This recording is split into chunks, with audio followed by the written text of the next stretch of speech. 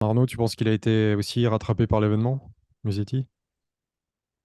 Je pense qu'il est plus rattrapé par le niveau de jeu d'Alcaraz que par l'événement au fond. Au fond.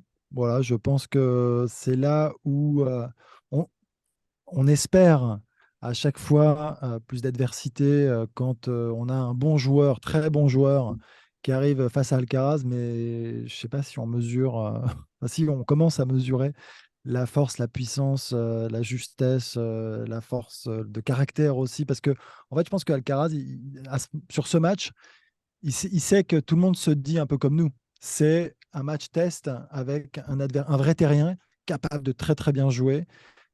Et là, il répond plus que présent. C'est-à-dire qu'il explose tout. Alors, il y a ces deux premiers jeux, ok, mais derrière, Où il se derrière fait breaker d'entrée, oui, voilà, c'est il vrai fait que 7 mais fautes directes pour moi, dans il le lui jeu. marche dessus derrière. C'est-à-dire qu'il n'y a pas de match. En fait, il est plus fort partout. Alors, c'est une énorme prestation de la part d'Alcaraz, mais c'est. Ouais, moi, je suis encore bluffé en fait par ce joueur parce qu'il peut y avoir un set accroché, mais non, là, il est encore plus focus, concentré dans sa bulle que d'habitude. Il y a ce petit truc supplémentaire du match un peu piège où il joue un jeune et il veut lui montrer que c'est lui le patron. Je crois qu'il y a aussi un signal qu'il lui envoie, et c'est ce qu'on se disait hier justement, ils devraient se rencontrer à de nombreuses reprises dans le futur. Là, en lui collant trois petits sets, voilà, il a remis les choses à leur place d'une certaine manière. Non, je suis encore très loin devant. Voilà, c'était ça en fait ce qu'il voulait dire à tout le monde. Il a Et bien quand dit, on, je trouve.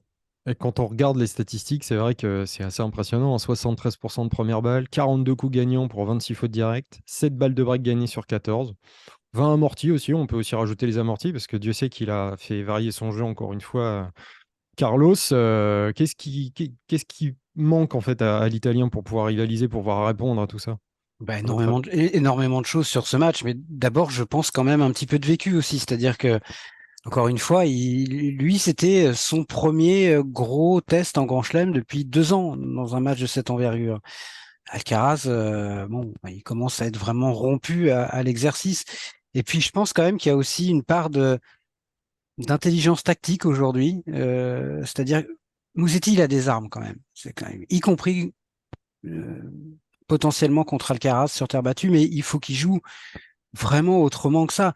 Et il y a un jeu qui m'a frappé, qui est assez anodin, parce que c'était au début du troisième, je crois que c'était Musetti était encore devant, il n'avait pas été breaké, c'est juste avant qu'il soit breaké, pour revenir à 2-2 ou quelque chose comme ça. Et Alcaraz gagne très facilement son service, et sur ce jeu-là, il fait une amortie, il fait sur un deuxième coup de raquette après le retour de Musetti, il tape un revers gagnant long de ligne. Et sur le point d'après, il fait service volé, il vient déposer sa volée. Voilà. C'est-à-dire que c'est un joueur qui a une palette exceptionnelle, mais qui en plus l'utilise vraiment de manière très intelligente et avec toute la panoplie. C'est-à-dire il sait qu'il peut varier et il le fait très bien et souvent le coup juste au bon moment. Musetti, c'était tout l'inverse. Ça m'a vraiment frappé.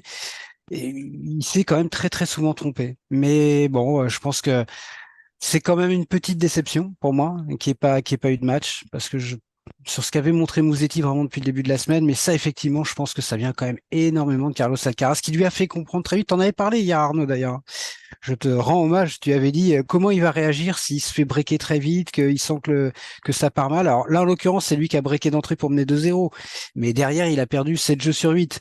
Et, et c'est vraiment ça, c'est-à-dire qu'Alcaraz l'a pris à la gorge pour lui dire, écoute, non, voilà, pas aujourd'hui, t'es Mais pas prêt. et même, tu vois, je sais pas ce que tu en penses, mais il n'a pas l'attitude pour revenir. Non, non, non. Il l'a pas. C'est-à-dire que, en fait, pour contrer ça, la seule solution, bah, enfin, c'est de se dépasser, c'est d'aller plus loin, c'est de forcer un peu ce trait alors de caractère. Enfin, Ouais, de pas montrer que tu acceptes le truc et Non, que tu peux pas. et qui te fait pas mal, alors que bien sûr qu'il te fait mal. Et en plus, je pense que il a, c'est peut-être son plus gros point commun avec Nadal. Il a une présence sur le court qui est monstrueuse. Il fait pas 2,05 m, hein, mais sa façon de bouger, sa façon le son de sa balle. Si vous l'avez vu jouer en vrai, Alcaraz, vous comprenez ça. Il y a un son spécifique qui sort de la raquette quand il frappe.